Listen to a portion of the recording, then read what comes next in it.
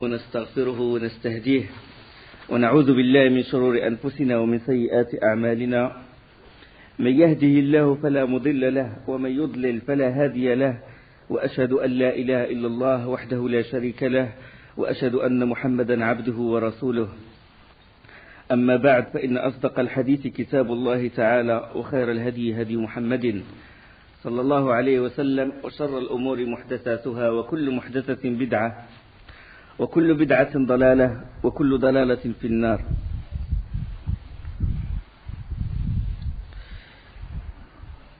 On est arrivé à l'intervention de Nu'aym ibn Mas'ud radiyallahu anhu, quand le prophète sallallahu alayhi wa sallam il invoqua Allah subhanahu wa ta'ala pour trouver une issue, pour trouver une solution au problème, au siège des mécréants. Et Allah subhanahu wa ta'ala il exauça le vœu du prophète sallallahu alayhi wa sallam par l'intervention de Nu'aym ibn Mas'ud. Nu'aym ibn Mas'ud à ce moment-là s'est converti en islam. Et lui, il était dans le camp des mécréants, c'est-à-dire il était dans le camp de Quraysh. Et il est venu voir le prophète sallallahu alayhi wa sallam et il lui dit: je témoigne, la ilaha illallah, Muhammadur Rasulullah, et personne n'est au courant, sauf Allah, toi et moi. Le clan de Quraysh, il n'est pas au courant de ma conversion. Et le prophète sallallahu alayhi wa sallam, il a dit: si tu parviens à semer le trouble entre les différents, les coalisés, fais-le. Et il lui autorisa de même de mentir pour casser cette alliance, pour défaire cette alliance. Et il est allé voir Bani Qurayda, les juifs de Bani Qurayda, et il leur a dit: les Quraysh, certes, ils s'apprêtent à combattre Mohammed, mais ça fait plusieurs jours maintenant qu'ils l'assiègent, mais sans résultat. En plus, eux, leurs familles sont loin, sont à l'abri. Par contre, vous êtes à Médine et vous vous êtes ralliés à Quraysh et à Ghatafan. Si jamais eux, ils rebroussent chemin, ils vont vous laisser à Médine et vous n'avez aucune résistance contre Mohammed et ses compagnons. D'accord? Il leur a dit ça, il les a mis dans le doute. Et ils lui ont dit: qu'est-ce qu'on va faire? Qu'est-ce qu'on peut faire? Et puis il leur a dit: essayez, demandez au moins des garanties pour vous.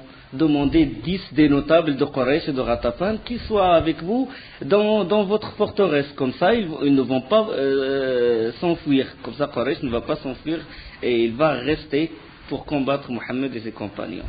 Et ils ont dit: bonne idée. Et en même temps, il est parti dans le camp de Quraysh et il leur a dit: vous me connaissez très bien, je suis l'ennemi de Mohammed. Ils ont dit oui. Il a dit: je suis un ancien allié, un ancien confident, si vous voulez, des juifs de Bani Qurayda. Ils ont dit oui. Il dit: écoutez-moi, mais gardez le secret. C'est que Bani Qurayda, ils ont regretté d'avoir rompu le pacte avec Mohammed. Et qu'est-ce qu'ils ont fait? Pour satisfaire Mohammed, pour remédier à cette violation de pacte, ils ont dit à Mohammed: est-ce que tu acceptes qu'on tue 10 des notables de Quraysh et de Ghatafan et que tu acceptes qu'on renouvelle le pacte? Là, ils ont dit: ce que tu dis est grave, si ça s'avère vrai, alors c'est grave. Et ils ont envoyé Abu Sufyan, il a envoyé Ikrim ibn Abi Jahl, il l'a envoyé chez Bani Qurayda pour leur demander de se préparer au combat demain, le lendemain. Ils ont dit, les Bani Qurayda, ils ont répondu: demain c'est sabbat, c'est samedi, on ne peut pas combattre samedi. Vous êtes au courant de ce qu'Allah a fait des Juifs quand ils ont transgressé le sabbat. Ils ont dit: donc le lendemain on va combattre. Ils ont dit: d'accord, on va combattre, mais à condition que vous nous donniez 10 de vos notables. Vous nous donniez 10 des otages. Comme ça, ils vont combattre avec nous, comme ça on est en sécurité, que vous n'allez pas nous laisser face à face avec Mohammed et ses compagnons. Et nous ne pouvons pas résister contre lui. Alors là, quand il a dit, les chefs, Ka'b ibn Asad, le chef de Bani Qurayda, quand il a dit ceci, Ikrim ibn Abi Jahl, Abu Sufyan, ils ont dit: ah, Nu'aym, il a raison. Ils ont voulu ils veulent bien tuer 10 de nos notables et ils veulent nous trahir, etc. Et cette alliance a été défaite grâce à l'intervention d'un seul homme. Un seul homme. Il a dit La ilaha illallah Muhammadur Rasulullah, et regardez ce qu'il a fait. 10 000 combattants parmi les Ratafan et les Quraysh, en plus les combattants de Bani Qurayza. L'intervention d'un seul homme a déjoué tout ce complot-là. Regardez quand l'imam s'illumine dans le cœur du croyant. Maintenant, on est réduit à des chiffres. On s'appelle Mohammed, Omar, mais la foi, elle est vraiment très, très basse. L'alliance entre Quraysh et les tribus de Najd, elle commença à se défaire. Et près d'un mois s'était écoulé. Les chevaux, les chameaux des coalisés commençaient à se dépérir, à mourir chaque jour parce que bon, ils n'ont plus de ravitaillement, ils ne sont pas dans leur demeure, etc. Et ils n'ont pas pu résister parce que 25 jours plus un mois de siège sans aucun résultat. Et alors là, les espoirs de Quraysh, les espoirs que les Quraysh avaient nourris en pensant à Médine, s'étaient évanouis. Et alors, en plus, ce qui les a fait désespérer davantage, c'est qu'il y avait un vent glacial, un ouragan, qui a arraché leurs tentes, les feux qu'ils allumaient, ils s'éteignaient vite, leurs hommes commençaient à se fatiguer, les chevaux ne tiennent plus le coup, et à la nuit venue, une tempête exceptionnelle, il a fait rage dans la plaine, et le vent il soufflait en ouragan, comme j'ai dit, et là, du côté du camp du prophète sallallahu alayhi wa sallam, le prophète sallallahu alayhi wa sallam, il a senti qu'il y a quelque chose, qu'il y aura un renversement des situations, et puis il a prié tard dans sa tente, dans le camp, et puis le prophète sallallahu alayhi wa sallam a dit, lequel d'entre vous va se lever pour aller voir ce que fait l'ennemi et revenir me le dire. Lequel d'entre vous, il va se lever pour voir ce qui se passe dans le camp d'ennemi. Et s'il revient, j'implorerai Allah pour qu'il soit mon compagnon au paradis. Si cette personne se lève et part et me ramène l'information, il sera au paradis. J'implorerai Allah qu'il soit mon compagnon au paradis. Aucun compagnon n'a pu se lever. Tellement ils étaient défaits, tellement ils étaient fatigués, en plus de la faim, 25 jours de siège.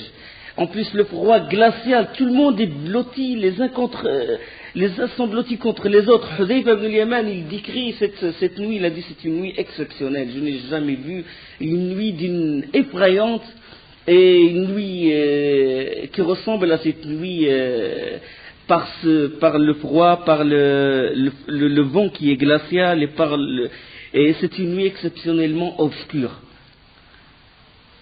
Personne n'a pu se lever. Tout le monde avait peur, la faim, la fatigue, la lassitude.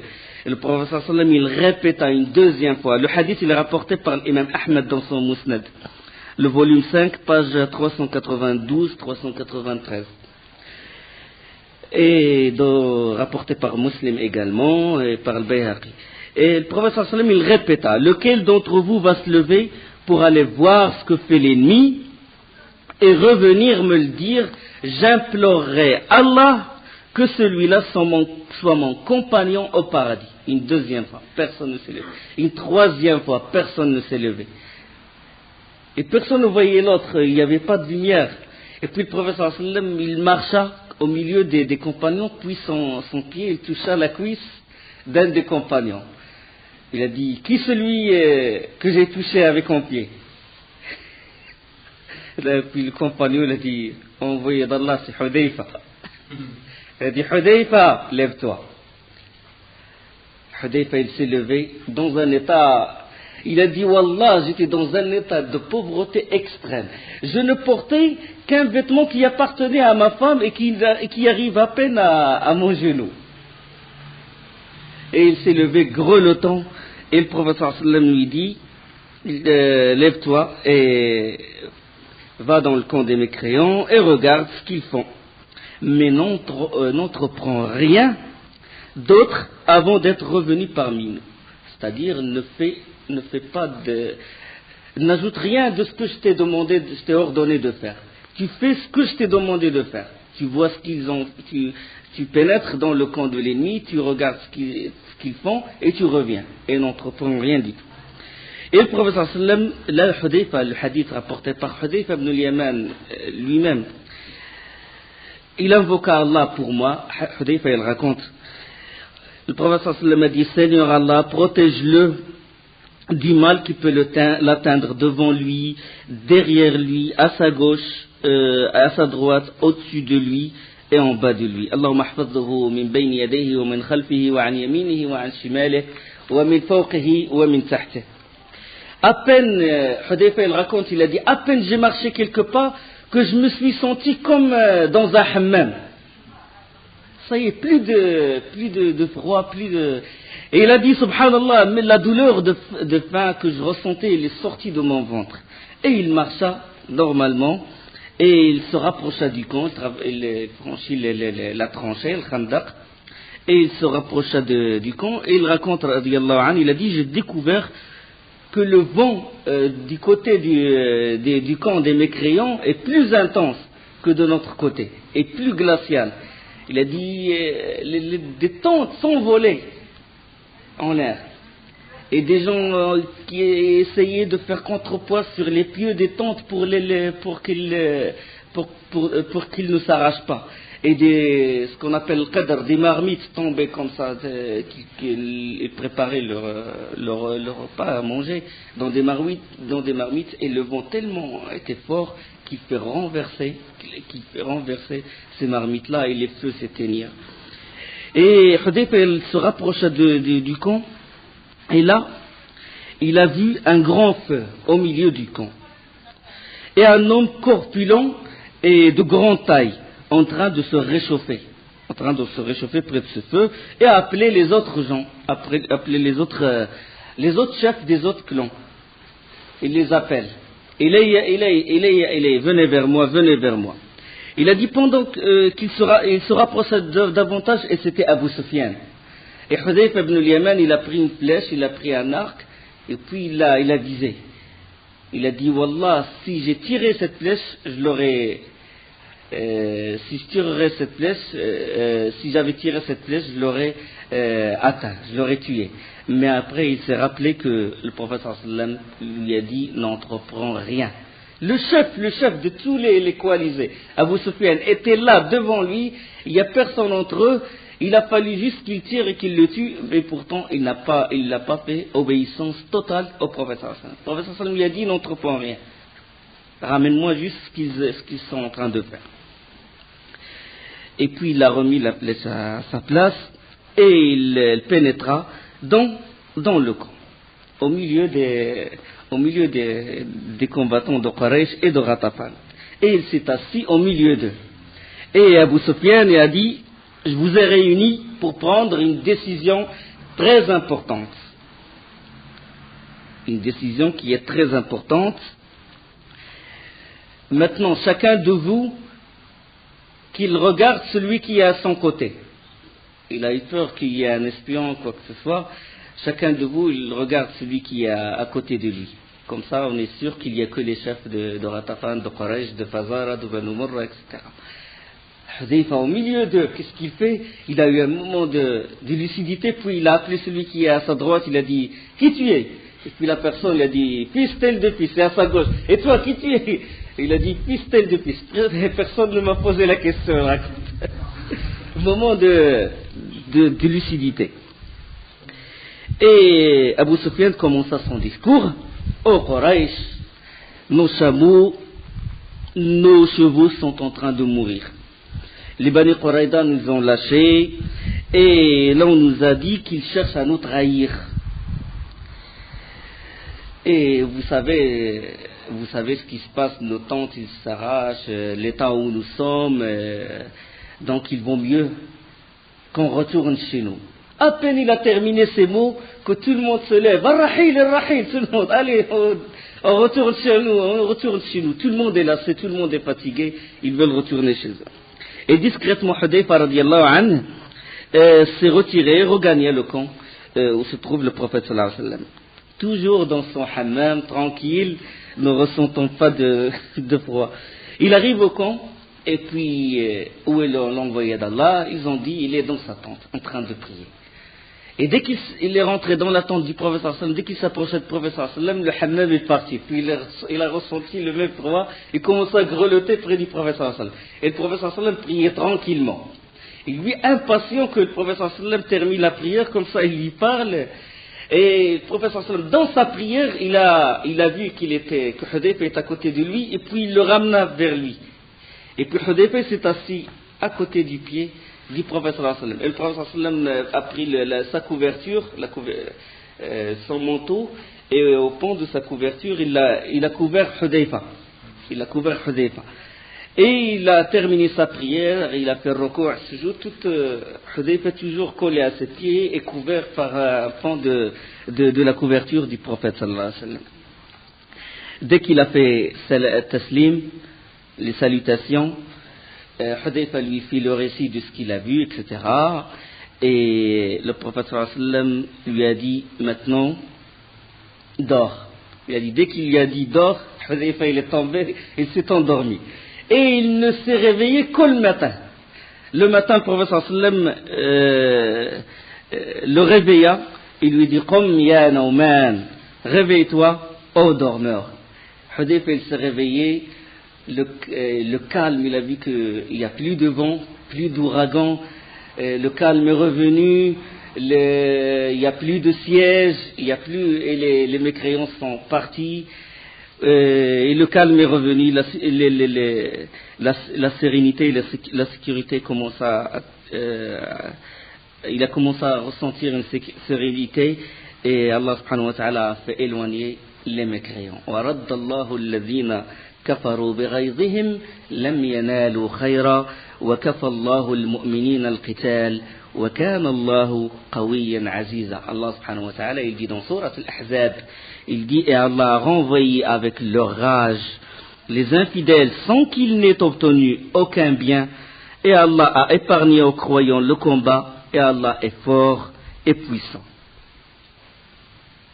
Les Juifs, ils étaient restés dans chez eux, avec leur trahison, c'est qu'ils n'ont connu du prophète sallallahu alayhi wa sallam que fidélité, que sincérité, que bon voisinage, et en plus lui, sallallahu alayhi wa sallam, qui est mentionné dans leur Torah, mentionné dans leurs écritures saintes, et pourtant, ils se sont ralliés avec les mouchriquins, les associateurs, les adorateurs d'idoles, les adorateurs de statues, contre l'envoyé d'Allah sallallahu alayhi wa sallam. C'est une honte éternelle, trahison. Là, les compagnons, ils rentrèrent chez eux, revoir leur famille, leurs enfants. Le prophète sallallahu alayhi wa sallam, il est rentré chez lui, dans la maison de Aïcha radiallahu anha, il ôta ses vêtements et commença à se laver. Et puis, quelqu'un frappa à la porte. Et Aïcha lui ouvrit la porte. C'est qui? C'était Dihya al-Kalbi. C'était un compagnon qui s'appelle Dihya al-Kalbi. Et il a dit, l'envoyé d'Allah, il est là. Il appela le prophète sallallahu alayhi wa sallam. Et puis le prophète sallallahu alayhi wa sallam, dès qu'il s'approcha, il a vu Dihya al-Kalbi, il a su qui c'est. C'était Jibril alayhi salam. Jibril, il prend la forme de Dihya al-Kalbi. Il prend la forme d'un des compagnons du prophète sallallahu alayhi wa sallam. On sait que Jibril, il peut prendre la forme d'un être humain. C'est clair, le hadith célèbre de Jibril, de l'iman, de l'islam et de l'ihsan, quand un homme s'est assis auprès du prophète sallallahu alayhi wa sallam, il a mis sa main sur sa main, etc. Et de même dans le Coran, sur Maryam, alayhi salam, fatamassala laha basharan sawiya, il se manifesta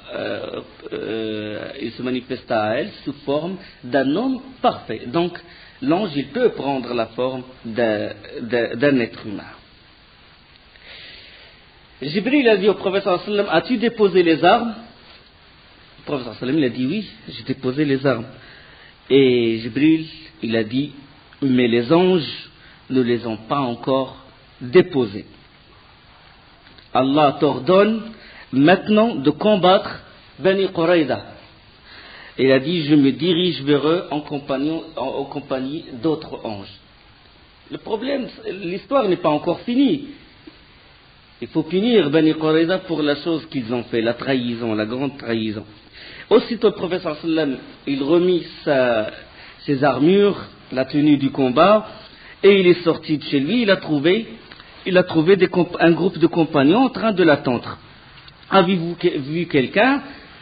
On n'a vu personne sauf Dihya al-Kalbi, le compagnon. Il a dit monter sur une mule blanche, harnachée d'une selle recouverte de soie. Il a dit c'est l'archange Jibril. Et il a été envoyé au Bani Quraïda pour ébranler leur fortin.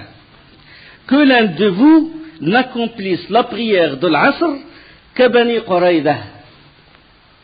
Ça veut dire qu'il faut faire vite, maintenant il faut aller au village de Bani Quraïda. Du coup, les compagnons, chacun il a pris son armure et tout, et ils ont suivi le prophète sallallahu alayhi wa sallam. Ceux qui sont arrivés au village de Bani Quraïda avant le Maghrib, ils ont fait la prière tranquillement. Mais ceux qui ne l'ont pas atteint, c'est-à-dire ceux où l'heure de l'Asr a sonné au milieu du chemin, les uns ont dit, le prophète sallallahu alayhi wa sallam nous a dit qu'on ne doit faire l'Asr qu'à Bani Quraïda. Nous on applique ce qu'il a dit à la lettre. C'est-à-dire, on ne prie pas maintenant. Même si c'est l'heure de l'Asr, on ne prie pas, on ne fait pas l'Asr maintenant, on le fait qu'au village de Bani Quraïda. Et les autres ont dit non. La raison pour laquelle le prophète sallallahu alayhi wa sallam nous a dit de prier à de ne pas faire la prière de l'Asr qu'à Bani Quraïda, c'était pour nous pousser à nous hâter. Le but c'était qu'on fasse vite. Mais maintenant, l'heure est arrivée, on prie.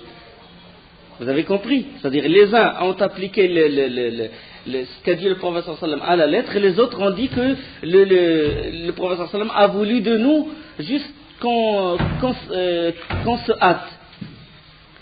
Donc, une partie des compagnons ont fait l'Asr à mi-chemin, les autres ne les ont fait qu'à Bani Quraïda après le coucher de soleil.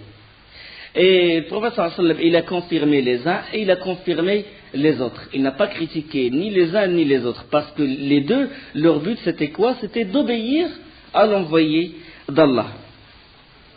Le prophète sallallahu alayhi wa sallam s'approcha de leur forteresse, de la forteresse des Juifs.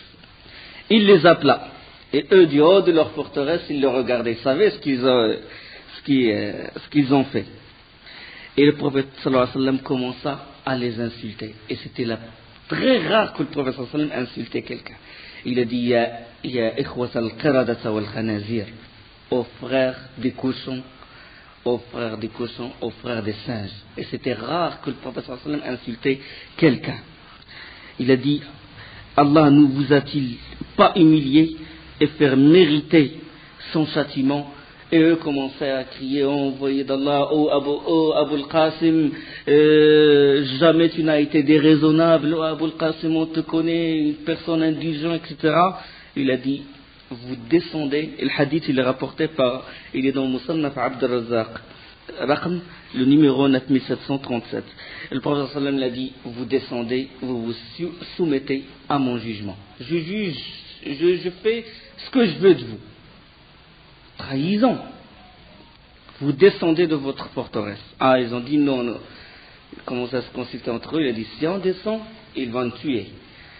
Et puis ils commencent à faire des pourparlers avec le prophète sallallahu alayhi wa sallam. Ils ont dit on va faire comme Bani Nadir. On va partir. Laissez-nous partir. On prend nos biens, notre argent, etc. Et on rentre on quitte le village. Il a dit non. Puis ils ont dit oh Mohammed, on va céder nos biens, on va céder nos chameaux, etc., nos champs, et on va partir sans rien. Il a dit non. Vous vous soumettez à mon jugement. Je juge sur vous ce que je veux. Vous vous soumettez à ma sentence. Et les Bani Quraïda, quand ils furent assiégés durant à peu près 25 jours, selon certaines versions, Et ils demandèrent au prophète sallallahu alayhi wa sallam de les laisser consulter un de leurs alliés. On sait que la tribu de l'Aous qui vivait à Médine est l'allié de Bani Qurayza, tout comme le Khazraj était l'allié de Bani Qaynuqa. Et le prophète sallallahu alayhi wa sallam ordonna à Abu Lubaba, il ordonna à Abu Lubaba de se rendre chez eux. Dès son arrivée, Abu Lubaba est entré dans leur forteresse.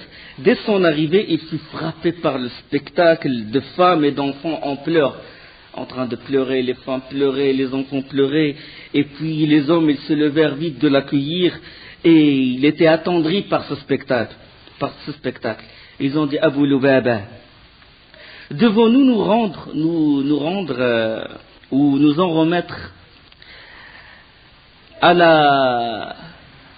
la sentence de Mohammed, ou à la décision de Mohammed? Il a dit oui. Il a dit oui, mais en même temps, il a mis le doigt sur son cou. Il a dit comme ça. Ça veut dire que s'ils se livrent, ils vont être massacrés. Et Abu Lubaba, à peine il a fait ça, qu'il s'est senti, il a dit, ça y est, j'ai trahi Allah et son prophète.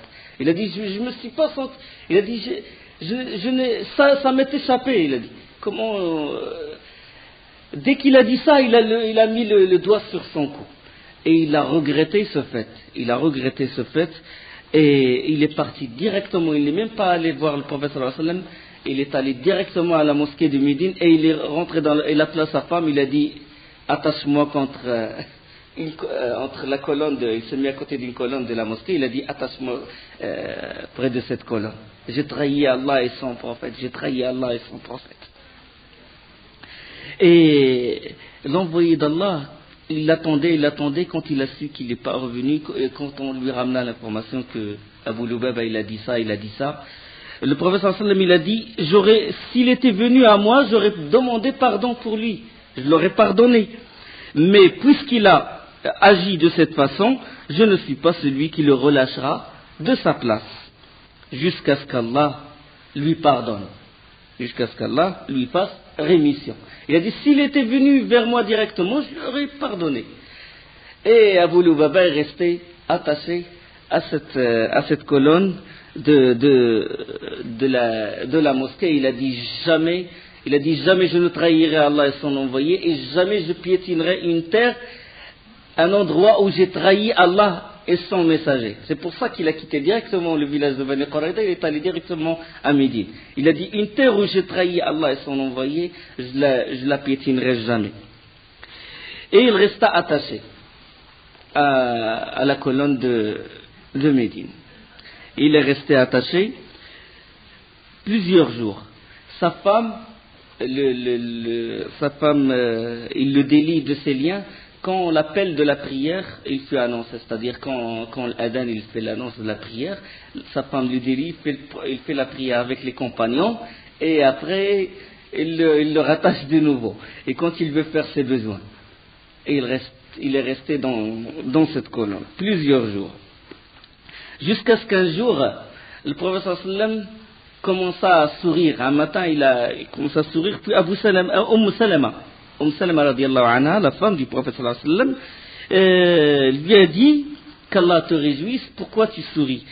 Et le prophète sallallahu alayhi wa sallam, il a dit, Allah a pardonné à Abu Lubaba. C'est-à-dire qu'Allah, le prophète sallallahu alayhi wa sallam, il a reçu la révélation qu'Allah, il a pardonné à Abu Lubaba. Et Salama, il a dit, puis-je lui annoncer la bonne nouvelle? Il a dit oui. Et il est allé voir Abu Lubaba, il lui a dit qu'Allah t'a pardonné, Allah, il a accepté ton repentir. Et dès qu'il a dit ça, les compagnons, ils se précipitèrent vers Abu Lubaba pour le délier de ses attaches, de ses liens. Et lui, il a crié, il a dit non, il a dit personne ne me détache, sauf l'envoyé d'Allah. Il a dit je reste, personne, éloignez-vous. Et le prophète sallallahu alayhi wa sallam, il a fait la prière de l'Fajr, et après il est allé le délier par ses nobles mains de ses liens. Et Allah subhanahu wa ta'ala, Ibn Hisham, il rapporte il rapporte qu'Allah il révélait à son propos dans Surat Tawbah وآخرون اعترفوا بذنوبهم خلطوا عملا صالحا وآخر سيئا عسى الله أن يتوب عليهم. D'autres, Allah subhanahu wa ta'ala il révèle à son propos, d'autres ont reconnu leurs péchés, ils ont mêlé de bonnes actions à d'autres mauvaises, à d'autres mauvaises. Il se peut qu'Allah accueille leur repentir, car Allah est pardonneur et miséricordieux. Quand le siège épuisa Bani Qurayda, là ils furent convaincus que le prophète sallallahu alayhi wa sallam ne va pas les relâcher. L'un de leurs notables, Ka'b ibn Asad, les rassembla et leur dit, vous voyez la situation dans laquelle vous vous trouvez, je vous propose 3 suggestions. Maintenant vous n'avez que 3 choix. Ils ont dit lesquels? Il a dit, nous entrons dans la religion de cet homme. La première solution, c'est que nous entrons dans la religion de cet homme et le suivant. Il a dit, par Allah, il est apparu clair pour vous, qu'il est un prophète envoyé. C'est celui que vous trouvez dans votre livre. Il est clair maintenant. Il se trouve, même sa sira, il se trouve dans la Torah. Donc beaucoup de signes, vous avez beaucoup de signes de cet homme, qu'il est l'envoyé d'Allah. Donc on le suit, on l'obéit. Ça c'est la première solution. Il a dit ainsi, vous serez en sécurité, vous et vos enfants et vos biens. Si vous rentrez en islam, il ne vous touchera pas. Ils ont dit jamais, jamais, jamais, jamais nous renoncerons à la loi de la Torah. Il a dit donc je vous propose une deuxième solution. Il a dit, qu'on va faire maintenant, on va tuer nos femmes et nos enfants. On tue nos femmes et nos enfants et on sort avec les épées, on le combat. Comme ça, s'ils nous tuent, on est tranquille, on n'a pas à s'inquiéter sur nos femmes et sur nos enfants. Et si nous, on les combat et qu'on le tue, si nous, on a pris le dessus, on va retrouver d'autres femmes et on va se marier avec d'autres femmes. Ils ont dit, oh, qu'est-ce qu'ils ont fait ces femmes-là? Qu'est-ce qu'ils ont fait ces pauvres enfants? Et la vie n'aura pas de goût si on les tue. Est-ce qu'il y a une autre solution? Il a dit, d'accord. Demain, c'est le sabbat. Demain, c'est le samedi. Et les gens, les Mohammed et ses compagnons, ils savent que nous, on n'a pas le droit de combattre le samedi. Donc, ils se relâchent. C'est un jour de repos pour eux. C'est un jour de repos pour Mohammed et ses compagnons. Donc nous, qu'est-ce qu'on va faire? Nous, on va transgresser ce samedi et on va les attaquer. Comme ça, on va les surprendre. Et ils ont dit non, samedi, jamais nos ancêtres n'ont transgressé le samedi, sauf ceux que tu connais le sort. Allah les a transformés en singes, etc. Puis Ka'b ibn Asad, quand il les a vus comme ça, ils n'ont pas voulu prendre une décision. Il a dit, personne d'entre vous n'a fait preuve de résolution. Il a dit, vous n'êtes pas des gens, vous n'êtes pas des vrais hommes. Et là, une nuit, pendant que Muhammad ibn Maslama, l'un des gardiens du prophète sallallahu alayhi wa sallam, parce que la nuit, le prophète sallallahu alayhi wa sallam, il met des gardes, que personne ne s'enfuit de la forteresse. Alors une nuit, Muhammad ibn Maslama radiallahu anhu, un des grands compagnons du prophète sallallahu alayhi wa sallam, Omar ibn Khattab, il dit que lui seul, il vaut 1000 hommes. Muhammad ibn Maslama radiallahu anhu, c'est lui qui occupait le poste de sentinelle cette nuit. Puis un homme est sorti de la forteresse. Il est sorti, puis Muhammad ibn Maslama, il le rattrapa. Et c'était Amr ibn Su'da al-Quradi, un juif. Il a voulu le tuer, il a dit, cet homme, il a dit, laisse-moi, emmène-moi vers Mohammed, que je lui parle. Il l'emmena. Il dit, oh Mohammed, quand Bani Qurayda t'ont trahi, ils ont rompu le pacte, ils ont déchiré le pacte qui a été rédigé. J'étais le seul à être contre. Moi, je leur ai dit, moi, je ne trahirai jamais Mohammed. Je connais sa sincérité, sa fidélité. Il a dit, tu as raison. Le prophète sallallahu alayhi wa sallam, il a dit, ce que tu dis est vrai, tu as raison. Et il demanda qu'on le libère. Il a libéré cet homme-là, et le prophète sallallahu alayhi wa sallam, il a dit, voici un homme qu'Allah a sauvé pour sa fidélité. Parce que le prophète sallallahu alayhi wa sallam, ce n'était pas une question de vengeance, c'était pas de se venger des juifs, c'était de punir ceux qui ont rompu le pacte. Le siège a duré 25 jours. 25 jours de siège, Ali radiallahu anhu a dit, il faut en finir. Il faut qu'on les attaque. Et il appela Zubair ibn al-Awwam radiallahu anhu et un autre groupe de cavaliers. Et ils ont formé un escadron de la mort. Ils ont dit, on rentre, mais on ne revient pas. Ou bien on tombe, shuhada fi sabilillah, martyr fi sabilillah, ou bien on prend la forteresse. Et ils ont formé cet escadron, et puis ils foncèrent directement vers la forteresse. Les autres, les juifs, ils les regardaient de haut. Dès qu'ils les ont vus accélérer pour entrer dans la forteresse, commençaient à crier, oh Mohammed, on se soumet à ton ordre. Et le prophète sallallahu alayhi wa sallam a dit, vous vous soumettez, d'accord. Et ils sont descendus. On ligota les hommes, 700, selon des versions 800 hommes, selon des versions 900 hommes.